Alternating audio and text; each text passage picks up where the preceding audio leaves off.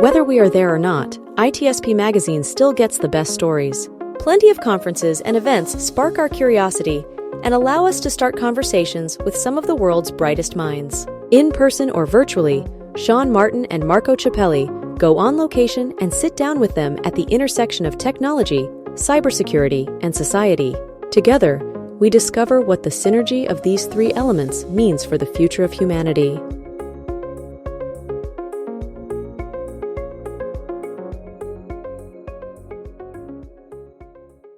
ThreatLocker is a zero-trust endpoint protection platform, providing enterprise-level cybersecurity to organizations globally. With ThreatLocker, you only allow only what you need and block everything else, including ransomware. Learn more at threatlocker.com. Here we are. It's the end of day 2, and we've had a lot of conversations, but nothing on this topic yet. I think, well, we've talked a lot about ransomware, which has a lot to do with response, of course. But most of the conversation has been around payments and should we or shouldn't we pay, and how do we disclose to the government now, right? Like a lot of that stuff. And before we started talking on camera, we were talking about the NIST CSF framework and detect and respond. And respond. Well, respond is one of the ones that doesn't get a lot of the attention. A lot of the earlier phases have a lot of investment, a lot of program visibility and scrutiny, perhaps. The response and recovery, not as much. So we're going to talk a bit about that today, and some of the research you've done, some of the experiences you've had working with organizations, and hopefully provide some insight, some guidance for folks. So 100%. We'll start with a few words from each of you, Asaf and Ashwin, about who you are, what you're up to, and what your role is in your current job. Yeah, okay, I can start. So I work as my day job as a cybersecurity professional in the healthcare industry at the moment. But I also do teaching and research with the University of Sydney, focusing on cybersecurity governance, and I was doing it from 2016 now. Kind of also doing a late life PhD, which I completing on the topic of cybersecurity governance, which has fascinated me since I had my previous role as an IT auditor many years ago, working for an international company. That's briefly it. Ashwin? Different university? It's very different university. And no, I have not done a PhD. I ran away before I could do my master's. There you go. But no, Ashwin Pal, partner at RSM. We are the 6th largest taxation consulting accounting firm in the world, actually. I've been in the industry 26 years, way too long. Started my career in New Zealand. Yes, I'm a Kiwi. And then moved to Australia, and then in my last role I was actually looking after Asia Pac. So done everything from consulting through to architecture, design, quite technical roles, managed security services and everything in between. I've been around the block a few times. We're around the same time frame, you and I. Same vintage. We are the same vintage. So here at CyberCon, hosted by AISA in Melbourne, you had the opportunity, congratulations by the way, on getting a spot. Thank you. To speak. Kind of give us an overview of what the session was about, who it was targeted for, what you hoped they would learn, and then we'll kind of dig into some of the nitty gritty of what you presented. Sure. Maybe I'll start. Look, both Asaf and I have seen through Asaf's research and my work that when it comes to the NIST CSF framework, people do the protect and the detect stuff reasonably well. But when it comes to governance, which is a new one, but then identify, respond and recover, it's actually done extremely poorly. So we thought what would be good to share with the audience are basically, what we have seen out there. So me in the field, Asaf in it with his research, but and talk through what some of the issues are. When I say we, it's RSM, we've done some research both here, US and UK as well, talk through some of the data, but also then talk through, what are some of the practical steps organizations can take that would actually help address that gap and really share that knowledge. So, Asaf and I had a common sort of view and vision in that, and we got together, pulled a presentation together, and we were lucky enough to be accepted and presented that a little bit earlier today. Fantastic. Yeah. Let me ask this question, and maybe relevant, I may be completely off the mark. Are we defining success for recovery in a way that's meaningful? Because a lot of the stuff that I see, and maybe this leads into some of the research that you have put together, a lot of stuff I've seen is measured in mean time to detect, mean time to respond. Yeah. And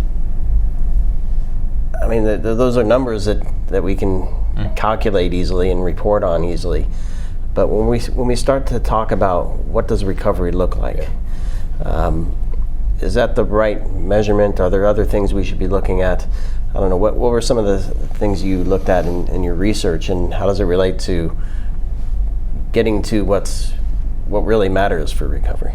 Yeah, so my research was a bit broader, so we're looking more on different aspects of governance. However, I did delve into the 5 fundamental pillars of the NIST framework, and I did look at how companies address these different capabilities and to what extent, what they do, what they think they do better, what they think they have room for improvement. And the area of response and recover were by largely identified as areas that many companies think that they are not doing enough, don't do well in to a certain extent. And to try maybe talk about measurement, some company maybe don't measure really response and recover, because the measurement that you mentioned are more things like, disaster recovery exercises, which is, if you have a serious cybersecurity incident, is not an holistic approach. It's just targeted as one system or a specific aspect of our process, and it's not really representative for a scenario whereby you're impacted by a significant cybersecurity incident, and probably ransomware is obvious example of that, because it will lock you out potentially from everything. And then what's the use of knowing, the time to recover? Because there is none. There is none. The other thing I think about is, I don't know if you speak to playbooks or how many organizations you have. We just spoke about it a little while ago. Because to me, one way of looking at, are we doing enough? What does the outcome look like? Did we achieve the outcome without popping out to legal too many times, or out to cyber insurance too many? So I don't know. So we, I mean, some of this stuff. A lot of what I actually do is to actually help organizations actually understand where the gaps in this area lie and how they can actually plug those gaps. So obviously a lot of sort of evidence around what's actually going on out in the field. Now, I'm a very simple guy. I start with the basics. Why do IT systems exist? To support the business, right? Why else would an organization have IT systems, right?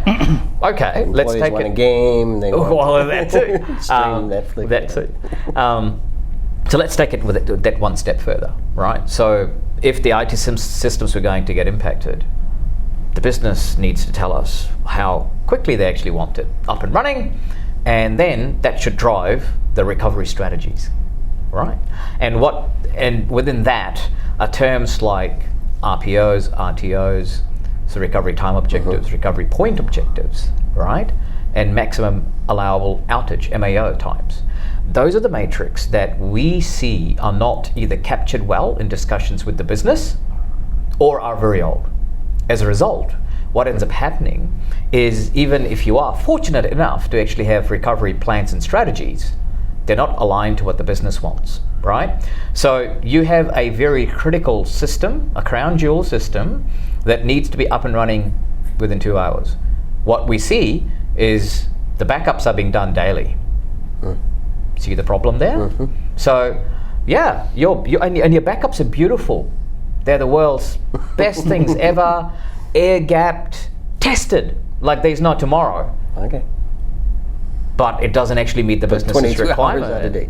Yeah, exactly, you're just a little bit out there, 22 hours out, right? In the worst case scenario, that's exactly. And I mean, we laugh about it. The number of times I've actually seen that and written in our reports and work, it's absolutely phenomenal. So, long answer to your short question, yes, we are looking at the wrong matrices. And again, we spoke about that, and unfortunately, this is where the fundamentals are. If you're not driving to the right outcomes, you will never reach the right outcomes. So who's responsible for having that conversation in a way that speaks to the outcomes? And I think that's the point where it's connected to governance, which I think that's one of the things that you started with. I think governance should drive increased awareness and maturity in these two areas of response and recover. Yep, and clearly define roles and responsibilities. That is central to your question. Who is actually responsible? Well, who is responsible for the business? It's really everyone, especially at the exec level, right? So that's where the Chief Information Security Officer and the Chief Risk Officer, for example, and heads of departments need to get together and actually have that conversation, right? This is my business area, this is my baby. This is the dependency I actually have on IT systems to actually run and survive. This is how quickly I need it up and running, right? Mr. CRO, Mr. CISO, are you geared up to actually support me in that endeavor? Yes, no. What are the gaps? How do we actually plug that? And obviously, I can sit here and actually have a very technical conversation with you around the best recovery strategies and all the rest of it, but that's not what this is all about. This is actually a business conversation we actually need to have. Once you get that right, once you understand the requirements, the technology should then help meet that, not the other way around, which is what we're seeing a lot of in the field. So I've had countless conversations where we speak to or hear from the CISOs saying we want to be closer to the business, we want to understand the business more, we want to have these conversations, but I still hear conversations like this where they're not happening. I think CISOs think they're making progress, but I don't know, your experience is that gap still exists. Which they are, right? Yeah. And remember, I have the benefit of really sort of having visibility over the last 26 years and how this thing has actually evolved. It's getting better, yes. We have a long way to go yet, right? So 10 years ago, the conversations were very technical and the business people used to get switched off. It is getting a lot better, but the conversations are still not there actually at the business level. At the end of the day, the area we're talking about, including cybersecurity, is all about risk management, right? So the CISO and the CRO need to really be working hand in glove to make sure they actually understand how they support the business and how their activities could actually support the business. Have the conversation in that language, so if we had a ransomware incident, let's not talk about what malware is and how it actually works and how to reverse engineer one. Nobody cares, right? Let's talk about what it means to the survivability of the business, what it actually means in terms of reputational risk, impact on customers, and what controls do we then need to have in place, including recovery and response, to mitigate that, to bring that risk back down into the organization's risk appetite. And then you'll find you are getting more purchase from the boards, the execs, and the ones that have the purse strings. I often try to look at other parts of the business where my sense is a lot of these types of conversations happen naturally, like legal, right? We need to sign contracts. Well, how many contracts are we going to be doing over the next 6 months? How fast do we do it? Do we have enough team? Do we have enough knowledge to get through those contracts and protect the business? I like to look at legal because there's a lot of risk-based type stuff there. Engineering, right? How often are we going to release? What are the unknowns we might encounter? Do we have the right team in place? Do we have to outsource? I think organizations find a way to work through some of those things, yet we can't seem to get there from a cyber perspective. Let me relate to that. So if you think about that, what is the composition of typical board? Legal, finance. If it's an engineering company, it will be engineering. If it's maybe retail, it will be marketing. Is there significant representation in the board in this area of technology governance, cybersecurity governance? What do you guys think? Not enough. I don't know. Let's pick the retail one. Are they talking at the board and exec level about point of sale technology? Probably not, right? No, of course it's not. how much money do we want to make? Yeah. How many transactions does that mean? How many people are going to drive those transactions? Yeah. How the economy is tanking. How do we actually keep sales and revenue numbers up? Right. And that's the cost center down there, which is normally what IT and cybersecurity is seen as. They'll get the squeeze, and the funds are going to get redirected into more revenue generating activities. Yeah. So if you keep that in mind, why aren't we actually having conversations around how us as cyber folks can actually help that initiative, right?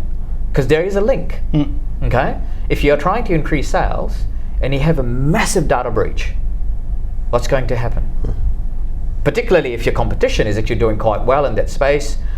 A good example would be, if you look at the big four banks here, and I've just been seeing billboards going up about safety and security. I love it. Not just because I'm a cyber guy, but they are actually now using that to increase trust in their customer base.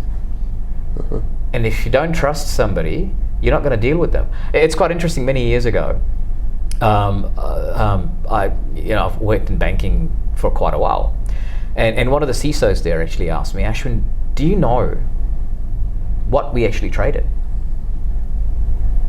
The obvious, you'd think money, right? He goes, no, not at all. Real estate. Trust. Trust. Okay. Yeah. Trust. If you don't trust your bank, will you put money in that bank? But let me go a step further. I think it's also a part of my research was looking at that, is that cybersecurity capability can be seen and sometimes already seen as a potential competitive advantage. And that relates to the part of trust that you mentioned. And one example from an energy company that I was interviewing, in the energy sector, a lot of like oil companies, they use joint ventures and all of these complicated structures. And in these structures, if you are being seen as a trusted partner that has their cybersecurity as one aspect under control or more under control than others, you'd be more likely maybe than others to get a contract awarded to work as a joint venture with a government. So that's already been seen as a competitive advantage in some scenarios, and I can see a potential to develop even more in this space. And then when you have conversation on a board level about cyber as an enabler of competitive advantage, that also help to bring more value to the table. Totally agree, and especially as third-party risk and supply chain risk is becoming more and more important. Cybersecurity has its time to shine, right? I mean, if you do it better than your competition, there's every chance you should be using it as a competitive advantage. I've seen multiple requests for proposals and things like that come out, where now, if you don't have an industry-based certification like ISO 27001 or SOC 2 or IRAP or something like that, that's very industry dependent, you won't even get the chance to put a response in. Right? That's no longer is it that it's desirable to have that. It's mandatory, and if you don't have it, don't even bother sending me a response. Do business, in the certain areas, And straight away it eliminates quite a few people. Again, looking at different aspects of business, and another one that comes to mind is fraud. Some organizations will accept a certain amount of fraud. Absolutely. Others want zero. If you're dealing with a high net worth individual, 100%. right? Then zero is probably the number you're really shooting for that. Yep. Again, forgetting what it is, that it's fraud versus cyber. I expect that organizations have a clear view of how they manage the set of processes, Yep. the set of workflows, Yep.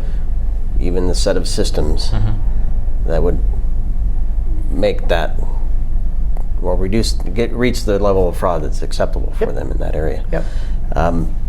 Where do we run off the rails when we all of a sudden change it from fraud to breach? Yeah. Why? And it's interesting. So I'll give you a little case study, right, about quite a bit of work that we ended up doing on the back of that in Asia. So if you work in Asia, high net worth individuals, so you get the concept of VIPs, and then you have VVIPs, which I only found out when I was working in Asia. And the VVIPs you cannot annoy, right? So it's not uncommon that, so let's say there's a VVIP. Their credit card gets stolen, right? And somebody uses it, the fraud systems in the banks will detect it, and then automatically the card gets shut down. Now, let's just take that a step further, and let's just say that actually happened just before they're actually about to check out of a very expensive hotel. The card doesn't work, and they have no cash. That's a very bad customer experience, and if you've worked in Asia, they will no longer have that customer. Yeah, the relationship is everything. Absolutely. Yeah. Now, the way fraud detection systems generally work, and it is getting better, but I'm going back a few years here, is that they'll have to be a fraudulent transaction, which then obviously matches a certain pattern, and then obviously it'll get flagged and the card gets killed. How can you make it proactive? So we had this idea that a lot of the stolen credit cards end up in one place, the dark web, right? And that's in the realms of cyber. So long story short, what we started doing is basically getting information from the dark web, pumping it into the fraud systems, and proactively letting the VVIP know that we have detected that your credit card has actually been breached. We will issue you with one. It'll be in your mailbox. It'll be with you in 5 days' time. Once you've actually received that, please give us a call so we can cancel the old one. Or, we'll cancel it within 10 days or whatever it may be. Notice the difference in customer experience then? Not only have we not inconvenienced this person, we are actually proactively protecting them and their money. Guess what happens then? Hold on to the customer for life. That can lead to a competitive advantage as well. 100%. Yeah. But, and these conversations we're actually not having with the security team, we're actually having with the chief marketing officer and the CEO, because the conversation was more about protecting your client base, protecting your reputation, and effectively connecting fraud and cyber. But then the messaging was purely all actually around how do we help you retain your customer? How do we help you gain new customers? Because people talk. How do we enhance your reputation? Trust me, the CEO didn't hear anything beyond that. But that's the change in language needs to happen. I love this. Right? And this is a real story, and that we sold like hotcakes. So how do we, maybe some of this is from your presentation today, but how do we move more toward that? Because I have this whole thing of that we have a bunch of data that we should leverage with marketing and the rest of the organization and build stuff that's safer and will keep customers. We won't go down that path right now, but what are some of the things you suggest to organizations to kind of get a handle on this? Take my notice. Go. Maybe we can start with one example that we gave as a starting point is just to do a tabletop exercise, a cyber ransomware type of tabletop ransomware exercise with your director and business executives. So bring them to the room, do the exercise, and let them see what will happen in such a disastrous scenario. and let them understand by themselves how unprepared potentially their organization is for such an event. And based on I don't want to do that as a CISO. I don't want to say that my team's unprepared. That's why I say you need to have business executives and directors involved in that, because potentially when this is becoming an eye-opener, these is going to be the stakeholder that it can back you up as a CISO with initiatives to improve, back to our topic, response and capabilities, and that can be very helpful. So for my experience doing this kind of exercises, one simple example will be, you start exercise, you said you've been impacted by ransomware, and then the executive say, what's the first step? And then one executive say, I will open the business continuity plan and I will start dialing in, bringing people in. Then I'm asking, so where's your BCP, business continuity plan? It says it's on a system. I said, how can you access it? Your system is locked. So you don't have your BCP, you don't have your call tree. What are you going to do? How are you going to bring people in? And then people, left with their mouth open because they realize that they're not prepared for that. And that can help you to get buy-in to take these capabilities further. And to build on to that, the focus has to be about the business. So a lot of what we do is what we call line of sight exercises, right? So exercise is a good way because it actually helps people realize the importance if something does go wrong, but also sort of highlights the connection between the various areas. And I agree with you, the CISO is not going to want to get exposed, right? But the smarter CISOs, though, what they're doing is actually bringing this to the table and using that as a way of showing, look how well we have actually done our piece, right? So at line of sight exercises, what we actually do is we specifically choose incidences that is going to trigger the incident response plan. So we've got an IT cybersecurity incident, right? Which then becomes, and we build onto it, which then creates an outage with the IT system. So IT disaster recovery plan gets activated. And then we basically say, systems are still down, it's causing a major impact, activate BCP, right? So it does a couple of things. One, it actually tries to show the linkage and the gaps in between the three key areas. But also, generally, not always, generally, the CISO's remit will extend to the IT DRP side of things and a little bit towards BCP. The business needs to actually come, definitely, for it to succeed in the BCP arena, right? And that's where we start seeing gaps, where the IT guys, the CISO and the IT teams are going, yeah, we're good to go, we're good to go. But the business is going, whoa, we're not ready. We're not ready. Like, we need to do this, that, and the other. And then that's where the realization actually happens is, okay, we need to do more work in the BCP arena. We need to focus more on just broader business recovery and response. And we need to work with our IT folks more because we are two sides of the same coin. We're not two different things. And when that realization happens, the collaboration increases. And that's key because both parties need to collaborate more in order for them to be successful, basically. Yeah. Well, I could talk to you guys for hours.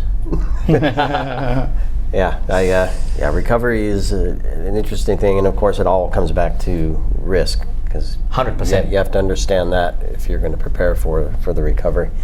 I'm hopeful everybody found a few nuggets in this as well. I'm assuming your session will be online for those who attended CyberCon and that weren't able to attend in person. We'll include links to connect with the two of you. Indeed. I don't know if you have any research you want to share. We can. Yeah, I can give you a link. Yeah. Share a link to that for folks as well, and appreciate you spending the time with me today.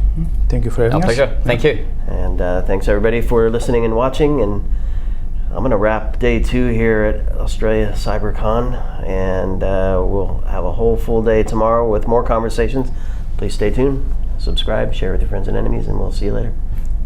ThreatLocker is a zero-trust endpoint protection platform providing enterprise-level cybersecurity to organizations globally. With ThreatLocker, you only allow only what you need and block everything else, including ransomware. Learn more at threatlocker.com.